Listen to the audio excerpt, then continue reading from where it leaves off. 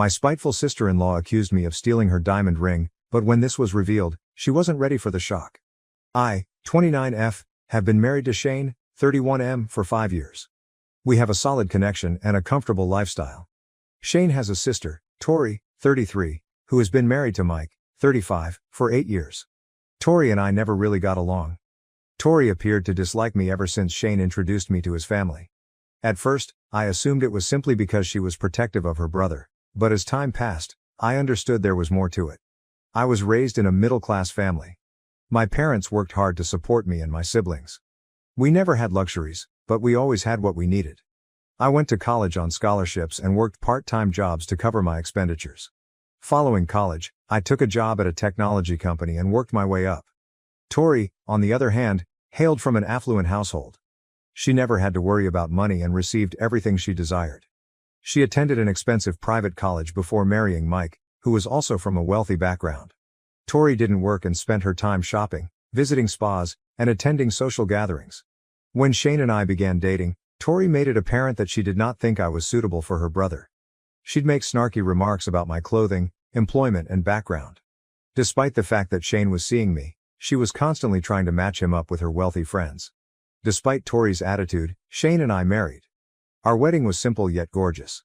We paid for it ourselves and held a small ceremony for close friends and relatives.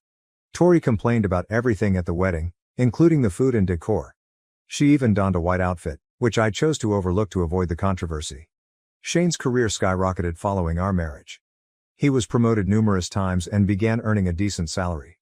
We were able to buy a wonderful home and go on vacation. This seemed to aggravate Tori's jealousy. She was constantly comparing our life to hers, always attempting to outdo us. Last month, Shane's parents invited the entire family to spend the weekend at their lake house. I didn't want to go because of Tori, but Shane persuaded me that it would be beneficial for family bonding. The first day went fine. We all arrived on Friday evening and dined together. Tori rarely spoke to me, which was okay with me. On Saturday morning, we had a swim in the lake. After lunch, Tori recommended we all play board games. Tori continued to show off her beautiful diamond ring while we were playing. She made a great deal about how pricey it was and how her father had surprised her with it on their anniversary. I complimented the ring politely, but Tori simply rolled her eyes. Later that afternoon, I decided to have a nap. I was fatigued after driving and swimming. I walked to the guest room Shane and I stayed in and fell asleep.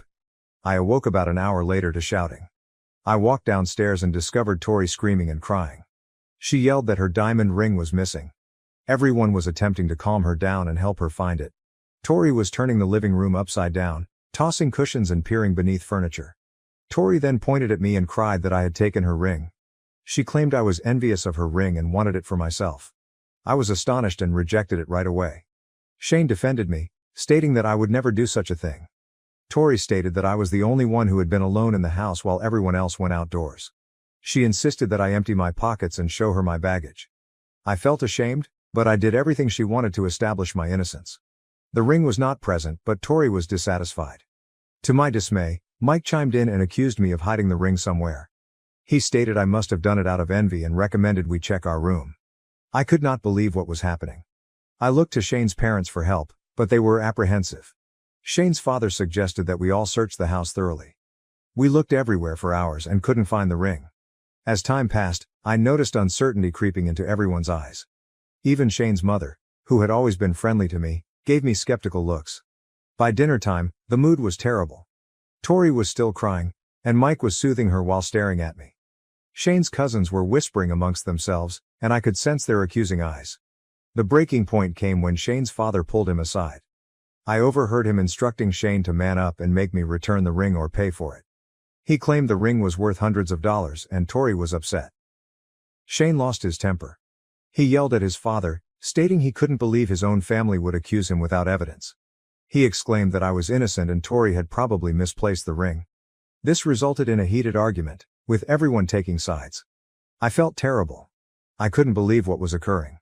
My husband's family treated me like a criminal even though I had never stolen anything in my life. Shane grabbed my hand in the middle of our quarrel and told me we were leaving. He informed his family that he was upset with them for leaping to conclusions and mistreating me. We packed our stuff quickly and went, despite his parents' objections. Shane was seething as he drove home. He repeatedly apologized to me, claiming he couldn't believe his family would do this. I was astonished and didn't know what to say. I felt bad for fostering this schism in Shane's family, even though I knew I had done nothing wrong. When we arrived home, Shane's phone was swamped with messages from his relatives. Tori demanded we pay for the ring. Mike had sent me a lengthy text accusing me of wrecking their lives via jealousy. Shane's parents asked him to be reasonable and return to work things out. Shane blocked all of their numbers that night. He said he didn't want to speak with any of them until they apologized to me, but I could tell how much this was hurting him. He adored his family, and this split was tearing him apart. A week has gone by, but the situation has not improved. Tori has been posting on social media about how I took her valuable anniversary gift. Some of Shane's extended family members have contacted us, encouraging us to do the right thing and pay for the ring to maintain peace. I am at a loss. I know I didn't take the ring, but I can't prove it. Shane trusts me, but I can see the toll it is having on him. He has lost weight and is not sleeping properly. He's even thinking about changing careers so we can relocate to another place and escape all of this stress. Part of me wonders if we should just pay for the ring to put this all behind us, but it's a lot of money, and more importantly, it would be admitting to something I didn't do. I'm afraid if we give in now, Tori will keep this over my head forever. I never wanted to come between Shane and his family. Regardless of our differences, I hope Tori and I would eventually get along. Now it appears that will never happen. I do not know what to do. Should I maintain my innocence, even if it means Shane loses his family? Should we pay for the ring to maintain peace? How can I prove I didn't steal something when there is no evidence either way? This entire affair has been a nightmare. I've lost sleep, can't concentrate at work, and am constantly anxious. Shane swears he'll always support me, but I can tell this is causing him pain as well. So Reddit, should I admit to stealing a ring that I did not take or pay for? How would you handle my situation? How can I resolve this situation without jeopardizing my integrity? Update. It's been 3 months since my previous post, and a lot has happened. I never anticipated things to turn out the way they did, but I'm glad the truth is now out. 2 weeks after the incident at the lake house, Leah, Shane's cousin, called me. She stated that she had some information about Tori's missing ring and wanted to meet me in person. I was hesitant at first, but Leah argued that it was necessary. The following day, we met in a small cafe. Leah appeared anxious and kept looking around, as if she was frightened someone would overhear us. She informed me that she had heard something unexpected from Angela, Ethan's girlfriend. Ethan was Mike's best friend. Angela told Leah that Mike had removed Tori's ring. Mike and Ethan had apparently entered into a business deal with a loan shark. They borrowed a significant quantity of money, but instead of investing it, they used it all to gamble and party in Las Vegas. When it came time to repay the debt, they were broke. In desperation, Mike took Tori's ring and sold it to help pay off the debt. He then used the family gathering to stage the ring's disappearance and blamed me. I was stunned. I couldn't believe what I heard. Part of me was happy that I wasn't insane and hadn't taken the ring, but another part of me was angry and upset that Mike would do this to his own wife and then blame me for it. Leah stated that she did not know what to do with this information. She felt bad for keeping it a secret, but she was frightened of causing additional family problems. I thanked her for informing me and told her that I would handle it responsibly. When I arrived home, I told Shane exactly what Leah had said. At first, he was skeptical. He couldn't believe his brother-in-law would do anything like this, but as we discussed it, things began to make sense. We remembered Mike's uneasy demeanor throughout the ring incident and how quick he was to accuse me. Shane decided to do some digging. He began by contacting some of Mike's old college pals and discovered that Mike had a gambling history that he had kept hidden from his family. Mike's acquaintances reported that he had recently been in financial problems. Then Shane hired a private detective. It took some time, but the PI eventually tracked down the loan shark from whom Mike had borrowed money. The man acknowledged that Mike and Ethan had taken out a loan and had recently made a partial repayment with a diamond ring. Shane was infuriated. He wanted to face Mike right away, but I advised him to acquire additional proof first. We didn't want this to become another situation in which our word was against theirs. Shane labored tirelessly for weeks to develop a case. He obtained bank statements that showed big transactions from Mike and Tori's joint account around the time of their Las Vegas trip. He discovered credit card statements containing charges from casinos. He even obtained security camera footage from a pawn shop showing Mike selling the ring. Shane convened a family meeting after we had collected all of the evidence. He assured everyone that they were going to talk about the ring issue and try to move ahead as a family. Tori and Mike consented, possibly believing it was an opportunity for me to finally confess. I was quite nervous on the day of the meeting. Shane's parents hosted it in their home. When we arrived, everyone was already present. Tori gave me a chilly glance, while Mike avoided eye contact entirely. Shane began by thanking everyone for coming. He stated that the ring event had created a great deal of pain in the family, and it was time to clear the air. Then he dropped the bombshell. He knew exactly what had happened to the ring. The room became silent. Tori looked perplexed, as Mike turned pale. Shane then proceeded to put forth all of the evidence we had collected. He handed them the bank statements, credit card bills, and pawnshop film. He even had Ethan on speakerphone and reluctantly corroborated the entire tale. As Shane spoke, the expressions on everyone's faces changed: shock, astonishment, and finally rage. Tori fell into tears and asked Mike if it was true. Mike broke down and confessed everything.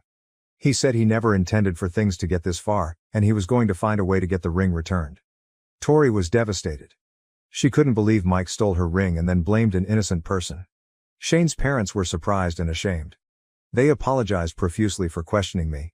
Mike left the house in humiliation after the encounter, while Tori remained behind, too unhappy to join him.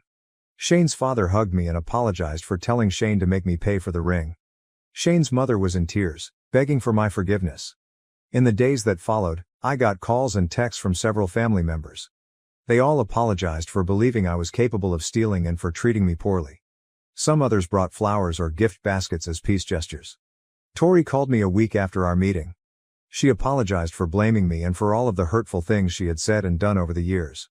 She revealed that she was always envious of me and my friendship with Shane. She announced that she was seeking for divorce from Mike and asked if we could start afresh. I was cautious at first, but I could detect genuine guilt in her voice.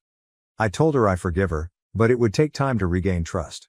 She understood and expressed her willingness to put in the effort. Mike moved out of their home and into a modest apartment. When his boss discovered the gambling and loan sharking, he was fired. Last I heard, he was going to Gamblers Anonymous sessions and trying to change his life.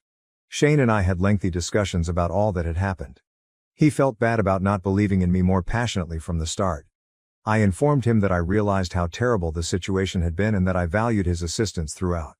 We also talked about how we would handle our relationship with his family going ahead. We decided that while we would attempt to preserve positive ties, we would be more cautious about becoming involved in family issues in the future. The entire event drew Shane and I closer together. We discovered how strong our friendship was and how we could count on each other even when others doubted us. It also made us understand the value of trust and honesty in a partnership. Tori stuck to her word about trying to better our friendship. She began inviting me for coffee or lunch, just the two of us. At first, our chats were awkward and stiff, but we eventually discovered common ground. She spoke openly about her vulnerabilities and the pressure she faced growing up in a rich family. I told anecdotes of my own challenges and how I started my career from nothing. Things gradually began to shift. Tori stopped making nasty remarks at family events or attempting to outdo me. Instead, she was nice and even defended me when some of my more distant relatives mentioned the ring incident. Shane's parents went out of their way to make me feel comfortable and included. They would frequently call to check on me and ask us over for dinner. Shane's father even sought my guidance on some business things, claiming he valued my opinion. The ring was never recovered. We found out the facts after the loan shark had already sold it. Tori was disappointed at losing her father's present, but she claimed the event taught her that worldly possessions were less essential than trust and family. Leah, the cousin who initially informed me of Mike's conduct, became a good friend. She expressed admiration for how I handled the problem and wished she had been bold enough to speak up sooner. We began having frequent girls' nights out with some of our other cousins. The incident also influenced how I perceived myself. I realized that I had always felt nervous around Shane's family because of my history, but standing up for myself and revealing the truth gave me greater confidence. I knew I had earned my place in the family through my own efforts, not because of wealth or prestige. Shane and I had a lengthy talk about boundaries and family dynamics. We agreed that, while we would retain contacts with his family, we would be more aggressive about our own needs and boundaries. We also decided to begin seeing a couples therapist to work through some of the remaining stress from the entire experience. In an unexpected turn of events, Shane's company offered him a promotion that required us to relocate to another state. After considerable contemplation, we decided to take it. We saw it as an opportunity for a new beginning away from the lingering unpleasantness of the ring affair. We received different reactions from our relatives when we announced our decision. Some were saddened to see us leave, while others recognized our need for space. Tori, in particular, appeared unhappy, but stated that she supported our decision. She pledged to continue working on our relationship long distance. As we packed up our house and prepared to leave, I thought about everything that had happened. The false charge, the family turmoil, and the discovery of the truth. It all appeared strange. I never knew that a misplaced ring could cause so much havoc while also leading to so much personal progress. I learned significant lessons about advocating for yourself, gathering facts before making accusations, and the power of forgiveness. I also learned that family dynamics are complex and that it is acceptable to establish limits, even with kin. Shane and I are enthusiastic for our new journey in a new city. We're excited to start a new life free of the shadows of previous family dramas. We intend to visit during the holidays and stay in touch, but we also want to build our own customs and social circle. Tori and I had a rather emotional last talk before the relocation. She thanked me for giving her a second chance and promised to be a better sister-in-law and friend. She even joked about visiting us in our new city to show that she could have fun without her nice clothes and pricey jewelry. Looking back, I could not have imagined how things would turn out when I published my first post. Life has a tendency of shocking us, and the truth can be stranger than fiction. While I wouldn't wish the experience on anyone, I am happy for the growth and adjustments it has brought to my life and relationships. Thank you for watching. If you haven't subscribed yet, please do so and hit the notification bell to stay updated with more shocking real-life stories happening around you.